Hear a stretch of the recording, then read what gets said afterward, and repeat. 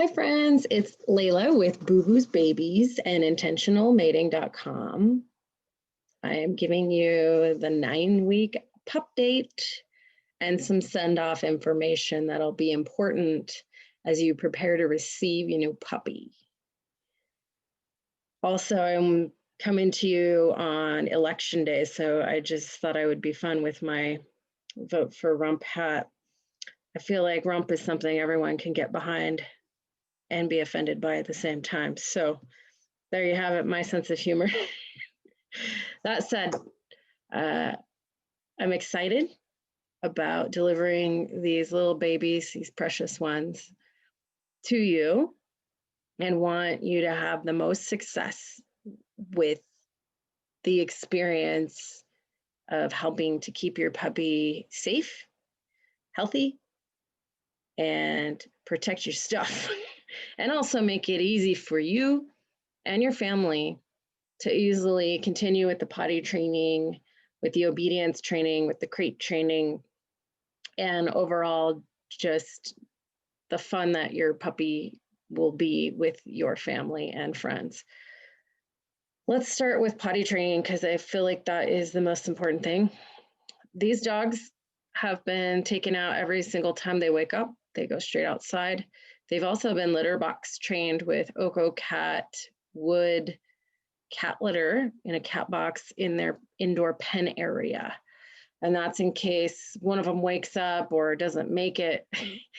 And sometimes they wake up in the middle of the night, I'm still sleeping, and rather than have a puddle or a rug that's soiled, litter box. So they've had the litter box since they were 3 weeks old, and most of the peeps make it in the box in the indoor pen area. Every once in a while, there's one that's outside of it. However, if I keep it scooped and fresh, they tend to use it more frequently and consistently. If you're going to do an indoor pen area in your house, I would suggest that that be on a hard surface that's easy to clean, such as linoleum or hardwoods or what have you. I even laid down a tarp in here because I don't have hardwoods in here. And I also got some of these like foam interlocking floor squares for part of the floor as well, which help to protect the carpet if you don't have an area that you can keep your puppy in unsupervised that has a hard floor that's easy to clean. That's an option too. I have not used puppy pads, wee pads. I don't use those. I don't like disposable things. I'd rather use something I could wash and reuse. Just don't like all the garbage and everything else. I do have a lot of little throw rugs, cotton, 100% cotton little throw rugs that are absorbent that are around for them to lay on, and every once in a while they tinkle on those. So with the potty training, what you're going to want to do is every time that they wake up or they've been playing for, I don't know, 15 minutes or so in the house, take them outside and offer them a relief. They often get playing and kind of lose track of themselves and will just pee. And rather than have an accident on your hands, being proactive and taking them out every 15 minutes if they're inside playing, especially if it's in a big area, and keeping a really close watch on them. If they start circling or if they go over to a corner, you're going to want to grab them and take them outside and just give them a lot of opportunities to eliminate outside. They've already been given that here, and it will continue with the reinforcement. Also, when they do go potty outside, you want to make a big deal about it. Offer them some praise and a treat if you have your treats with you. Always carry treats. You'll be going home with a little treat pouch with some of the complete raw air-dried Ziwi Peak formula food in it, which is what they get for treats from me. And they also sometimes get grass-fed ground beef as treats too, which they respond to even more enthusiastically than the air dry treat. And you want to offer them a treat when they do the potty, praise them, good dog potty, and get that word. The other thing I would say is I've been dumping their litter, which is made of wood, so it's totally fine for composting and such, in the yard and right by the fence, by the back fence. And I'm doing that on purpose because I'm creating a compost pile of all the dogs' poo-poos in that pile. And also, I want them all to go in a certain place. And once they kind of get used to that's where they go, then they go back to the same area. So all of our poo-poos at this point are along the back fence in a certain section, and it kind of goes out. You know, there's the main spot where the compost is, and it goes out either way, maybe 10 feet, but it's all along the fence. So you can train your dog to go to the bathroom in a specific area of your yard that's more preferential to you. I would encourage you to, if you are going to do a litter box, to dump the litter box in that area for a while, or if they poo-poo in a different spot, pick it up with a pooper scooper and take it over to the area where you want them to poop, and they'll figure that out pretty quickly, as they have here. They've figured it out really well, and they all go in the same area, which is super nice. And it's also in the back of it's not where people would be walking and accidentally step into it, which is another reason why it is where it is. That said, also with the PPs, they tend to go kind of along that same route as well, but every once in a while they'll just pee wherever because they're just babies when they're running around. So that's a good start on the potty training, and they're pretty good at crying when they wake up, and when they cry, take them outside. Always get them trained in knowing that when you cry, that means that you need to go potty, and I'm going to take you outside. And that's been how we've been doing it every single day, multiple times a day.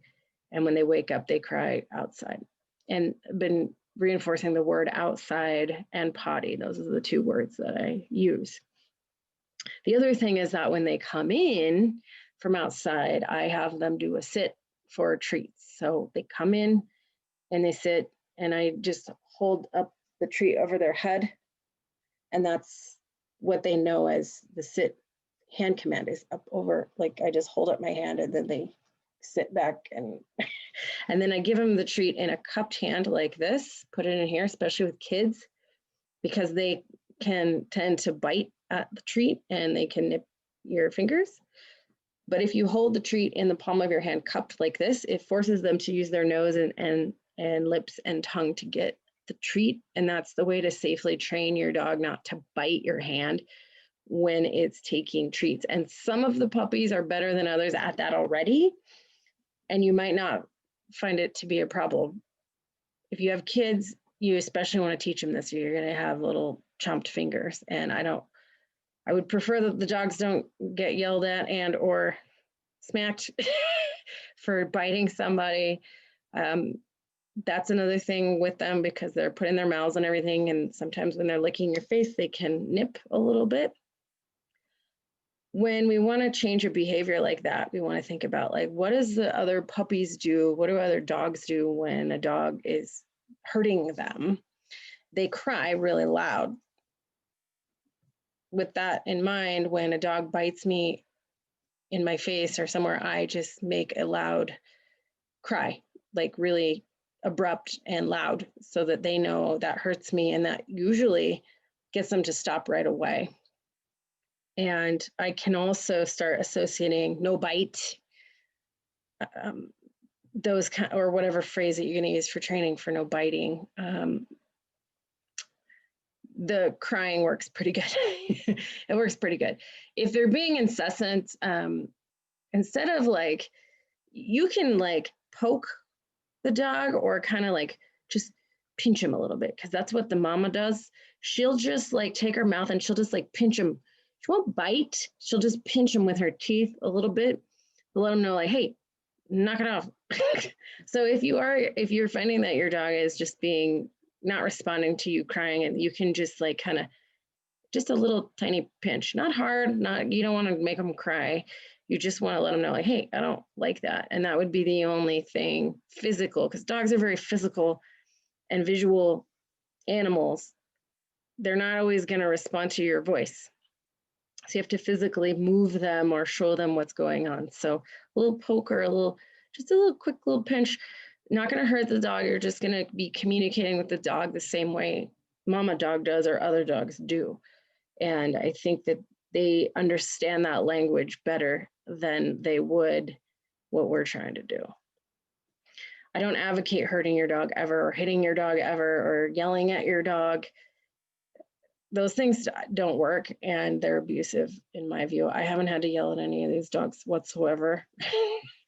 I call them loudly with a whistle or a high-pitched, come here, kind of sound with their names also. So most of them know their names and will respond to a name call individually if one of them's bite isn't coming in. But I usually call them all at once and try to get them to come in together. That doesn't always work, which is why sometimes I call them individually. And then I'm always rewarding them whenever they come with a treat.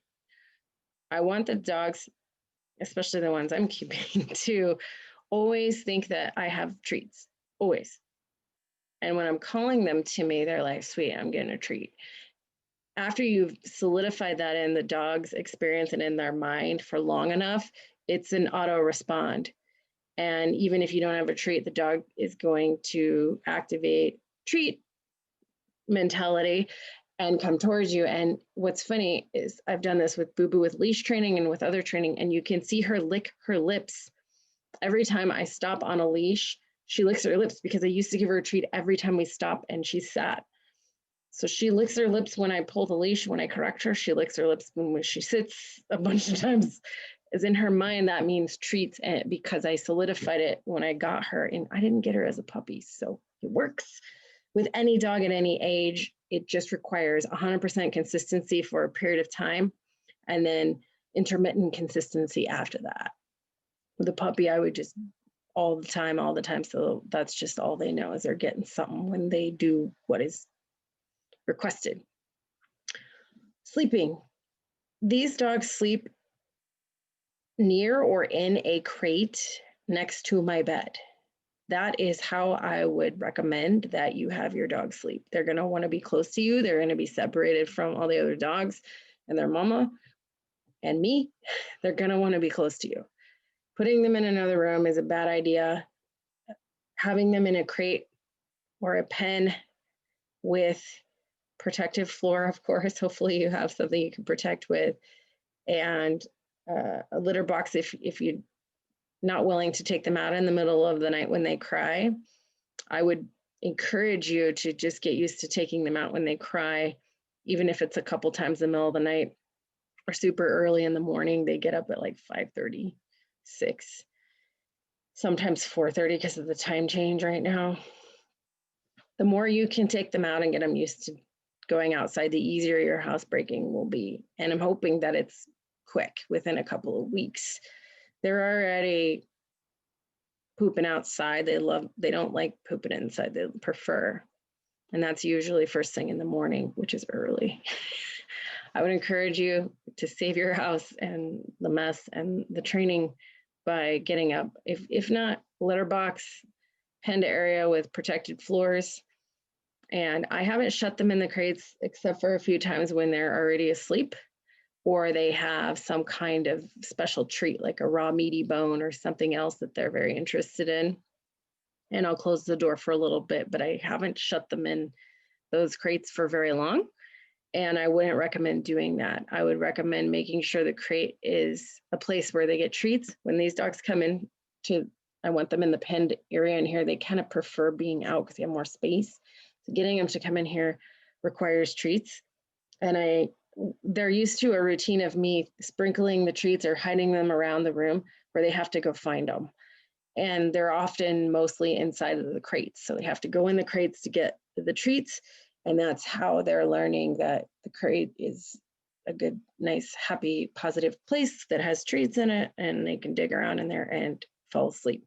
In fact, right now I have 1, 2, 3, 4 of them in the crates and 4 of them outside, just outside the crates, but the penned area. And they're going to want to sleep close to you, and you're going to want to be able to be close to them in case they wake up. Sometimes when they wake up, just taking them out and then snuggling them for a minute or two, they'll go right back to sleep, just like a regular baby. And It's kind of sweet. I don't mind it at all. It's gotten better. It was a lot more waking up in the night. If they do hear noises at night, that will wake them up too. Same thing, you want to take them outside, the whole thing. It's work. And I hope that it is enjoyable work and that it is swift work if it's done consistently again. Okay, so potty training and sleeping, food. Went over the food choices in another video.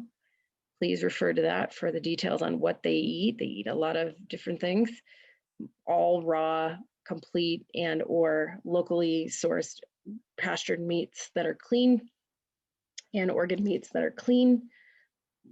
They don't get any human food, what is deemed as human food, I guess. They don't get anything that is processed or a traditional dog food. And their health guarantee, which you'll be able to review and acknowledge, will go over the understandings and agreements to what would constitute me being able to provide a health guarantee, which is dependent on several conditions of what the dog is exposed to and if the dog is kept intact physically and a few other things. And look for that agreement. It's very detailed, and it also tells you things that dogs should never eat that could be potentially harmful or toxic, and some other things that you might not be aware of with that. There's quite a few on there that I wasn't always aware of.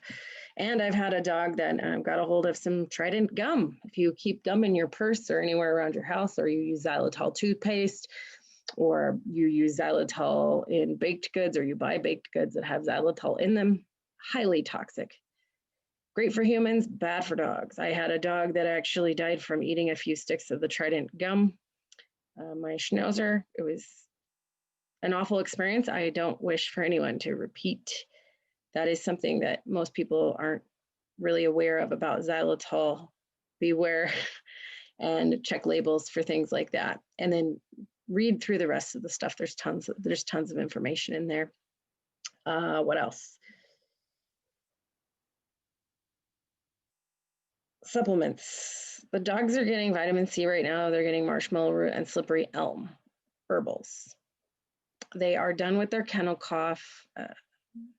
It's just an infectious disease like a cold a human would get, and supporting their immune systems with a high dose of vitamin C, and a high dose for a dog is not very much actually. And doing that consistently throughout the day for a couple of weeks guarantees that any infectious disease is going to stand a little chance with the animal. Vitamin C is a high-powered antioxidant, and it can eradicate and cure a lot of infectious diseases, which is why I supported all the animals with it and continue to, and they're going to continue to get it up until the day they leave. And I will probably send you home with a couple of the tablets to include in some treats or in their food after they go. If you want to give the dogs any other kind of supplements, please check with me and ask me if it's safe. There are some vitamins that if you give in even a small dose can overwhelm the dog and cause toxicities. You want to be very careful with supplements and medicines because there can be potentially disastrous or even lethal consequences to giving the wrong things or too much. Check with me if you have any questions, and I can refer you to some holistic vets. I don't have a relationship with a truly holistic vet here in Bend, but there is one who does the titer testing, which you talked about in the last video. I would do that at the soonest at 12 weeks to determine what kind of antibody titers that the animal is showing. Beyond that, I don't advocate any shots, don't. And I do not guarantee their health if they're injected with anything. You can read more of the explanation on that with the health guarantee that I do offer. They have not started leash training yet. They're a little small for that. I would get a harness, a small harness, and start that as soon as possible. It's never too early. They get a lot of play with each other, and they're going to be needing a lot of play. They've been playing for hours and hours and hours, more and more and more every day. hopefully your family and you have time to play with your dog. Some of the dogs are less playful or more apt to chilling, but they all love to run around and have space. So hopefully your yard has adequate space for them to run around. I would not take them to a dog park or around other dogs just yet.